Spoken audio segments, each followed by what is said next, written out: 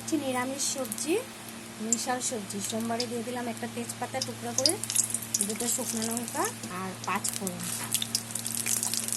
আমার হয়ে গেছে। এখন সবজিটা দিয়ে দিলাম। এখানে আছে আলু, কোয়াশ, ডাঁটা, মিষ্টি কুমড়ো, মিষ্টি আলু, এগুলো সব পরে দেবো। এখন দিয়ে দেবো হলুদ, দিয়ে দিলাম 1 চামচ লবণ, 1 চামচ হলুদ। এখন এটাকে সব ভালো করে মজাবো। তারপরে মজে আসলে তারপরে মিষ্টি কুমড়ো আর আলুটা দিই, এই মিষ্টি আলুটা দিয়ে দেবো। এখন আগে দিলে গলে যাবে তো, তার জন্য পরে দেবো। দিয়ে দিলাম চাপা। চাপা খুলে দেখবো আমার সবজিগুলো সিদ্ধ হয়ে গেছে। এখানে মোটামুটি সবজি সব মজে গেছে। এখন মিষ্টি আলু আর মিষ্টি কুমড়ো দিয়ে দেবো। আগে দিলে গলে যাবে, এই জন্য পরে দিলাম।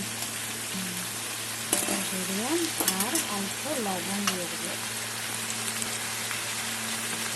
আর এখানে আছে 1 চামচ জিরার গুঁড়ো, 1 চামচ ধনিয়া গুঁড়ো, 10টা কাঁচা লঙ্কা আর অল্প কাশ্মীরি লঙ্কার গুঁড়ো আর আমার আদা।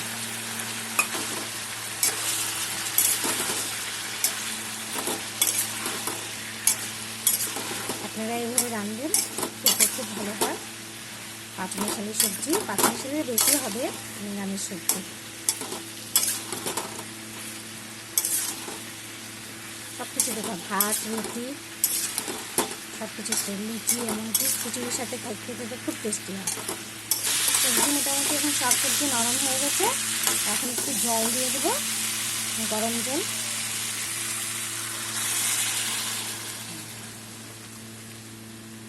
আর দেবো একটু 1 চামচ আটা আর অল্প চিনি। নিরামিষ তরকারিতে অল্প মিষ্টি দিতে হয়, মিষ্টি না দিলে ভালো লাগে না খেতে। আটাটা গ্রেভির জন্য দিচ্ছি, ঘন হবে তরকারিটা, ঘন ঘন হবে। এখন একটু চাপা দিয়ে দেবো, চাপা দিলে জিনিসটা একটু ঘন হয়ে আসবে। নিরামিষ সবজি রেডি হয়ে গেছে। তোমরা এরকম করে বানিয়ে খেও, খেয়ে বলবে কেমন হয়েছে। লাইক করবে, কমেন্ট করবে, শেয়ার করবে। Thank you.